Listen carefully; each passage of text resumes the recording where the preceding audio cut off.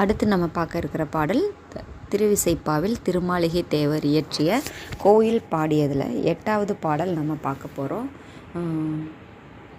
இந்த 8வது பாடல் என்ன சொல்ல வருது அப்படின்னா, மாறி மாறி வரும் பிறவிகளில் உழலுகின்ற சிறு தெய்வங்களை அடையும் வழிகளில் திகைத்து நின்ற என்னை திகைக்காமல் பொன்னிறமும் மின்னிறமும் கலந்து நிரம்பிய திருவடியின் கீழ் செல்லும்படி செய்த ஒப்பில்லாத உடைய மாணிக்கமானவனே அப்படின்னு சொல்லி சிவபெருமானை அடையாளம் காட்டியதாக இவ்விடத்தில் திருமாளிகை தேவர் குறிப்பிடுகிறார். தர்மத்தின் பல தன்மைகளை அருளி செய்து சனாகதி முனிவர்களுக்கு குருமூர்த்தியாக கல்லால மரத்தின் கீழ் எழுந்தருளிய பொன்னம்பலனை அப்படிங்கிறார். அதாவது தர்மத்தின் தன்மை, அதாவது எல்லாருக்கும் தர்மம் செய்ய வேண்டும் அப்படிங்கிற உயரிய தன்மையை உண்டாக்கியவனே, மக்கள் மத்தியில் உருவாக்கியவனே அப்படின்னு சொல்கிறாரு. அதோடு மட்டுமல்லாமல் முனிவர்கள், அதாவது யோக நிலையில் இருக்கக்கூடிய முனிவர்களுக்கு குருமூர்த்தியாக இருக்கக்கூடியவனே அப்படின்னு சொல்கிறாரு. அதுக்கடுத்து கல்லால மரத்தின் கீழ் எழுந்தருளியுள்ள பொன்னம்பலவானனே அப்படிங்கிறாரு. அதாவது புற சமயத்தினராகிய சமணர் புத்தர்களின் பொய் சமயங்களை உண்டாக்கின உன்னை தொண்டனாகிய நான் சேரும் வண்ணம் நீ சேர்ந்தருவார்.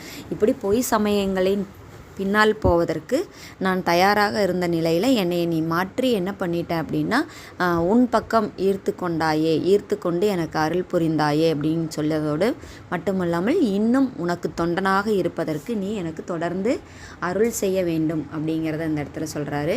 தக்கன் சிவநிந்தனையுடன் செய்த வேள்வியில் அவனது நல்ல தலையும் எச்சன் என்பவனின் வலிய தலையும் தாமரை மலரில் வீற்றிருக்கும் 4 முகங்களை உடைய பிரம்மதேவனின் தலையும் ஒரு சேர அறுபட்டு தரையில் உருளும்படி ஒழுமிக்க தம் திருப்புருவத்தை நெறித்து கோபித்தருளிய உருத்திரமூர்த்தியே அப்படிங்கிறார். அதாவது தக்கனையும் எச்சனையும் பிரம்மதேவனையும் தன்னுடைய நெற்றிக்கண்ணால் எரித்தவன் அப்படிங்கிறத இந்த இடத்துல பதிவு பண்ணுறாரு.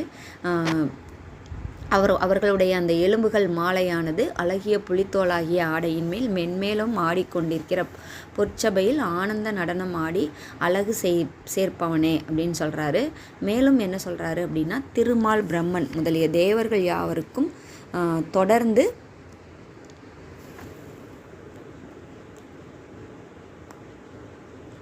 பற்றி அறிவதற்கு அரிதாகிய உன்னை தொண்டனாக யான் தொடரும் வண்ணம் நீ தொடர்ந்து அருளுவாயாக அப்படிங்கிறார். அதாவது திருமால் பிரம்மன் தேவர்கள் இவர்கள் தொடர்ந்து அறிந்து கொள்ளும் வகையில் உன்னை தொண்டனாக நான் ஏற்றுக்கொண்டது, என்னை நீ தொண்டனாக ஏற்றுக்கொள்வாயாக என்று அருள் புரிக என்று இறைவனிடம் வேண்டுவதாக இந்த பாடல் அமைந்துள்ளது. அடுத்தபடியாக நரசிங்க தோற்றமாய் தூணில் வெளிப்பட்டு இரணியனின் மார்பை கிழித்த திருமாருக்கு அருள் செய்து கொடையாளனாகிய சரபமூர்த்தியை சிவபூஜை மறந்து பௌத்த மதத்தில் மயங்கி நின்ற தாரகாட்சணன், கமலாட்சணன், வித்யுன்மாலன் என்ற அசுரர்களுக்கு வசிக்கும் இடமான திரிபுரம் எரிந்து அழியும்படி 4 வேதங்களாகிய, அதாவது ரிக்கி அசூர் சாமம் என்ற 4 வேதங்களாகிய குதிரைகள் பூட்டப்பெற்று தேரின் மேல் ஏறி ஆண் சிங்கம் போன்ற வீரனே அப்படின்னு சொல்லி குறிப்பிடும். இத்தனை செயல்பாடுகளுக்கும் உரியவரான சிவபெருமானை தொண்டனாக பெற்றது யான் பெற்ற புண்ணியம் அப்படின்னு,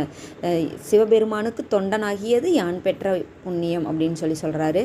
வலிமை நிறைந்த அரக்கனாகிய ராவனின் அகங்காரம் ஒடுங்கும்படி அவனை கைலை மலையின் கீழ் திருவருள் கொண்டு நசுக்கிய கனகசபையில் எழுந்தருளிய அரசே அப்படின்னு சொல்கிறாரு. விடத்தை கண்டத்தில் அணிந்த எமது அழகனே, உன்னை தொண்டனாகி யான் விரும்பும் வண்ணம் நீ விரும்பி அருள்வாயாக. அதாவது இத்தனை செயல்பாடுகளுக்கும் உரியவனாகிய நீ இந்த நாட்டு மக்களை எப்படி காத்தருளுகிறாயோ, எங்கு தீங்கு நடக்கிறதோ அங்கெல்லாம் உன்னுடைய செயல்பாடுகளை காட்டுகிறாயோ, அப்படிப்பட்ட உனக்கு நான் தொண்டனாக இருப்பதற்கு நீ எனக்கு அருள் புரிந்து உதவ வேண்டும் அப்படிங்கிறது, என்னை தொண்டனாக நீ ஏற்றுக்கொள்ள வேண்டும் அப்படிங்கிறத இந்த இடத்துல பதிவு பண்ணுறாரு. இந்த பாடல்களின் மூலம் நம்ம என்ன தெரிஞ்சுக்கிறோம் அப்படின்னா,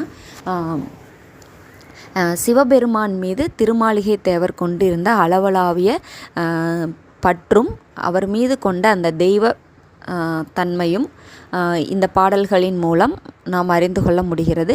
அது மட்டுமில்லாமல் சிவபெருமான் செய்த திருவிளையாடல்கள் எத்தனை என்பதை சொல்லிக்கொண்டே போகலாம்.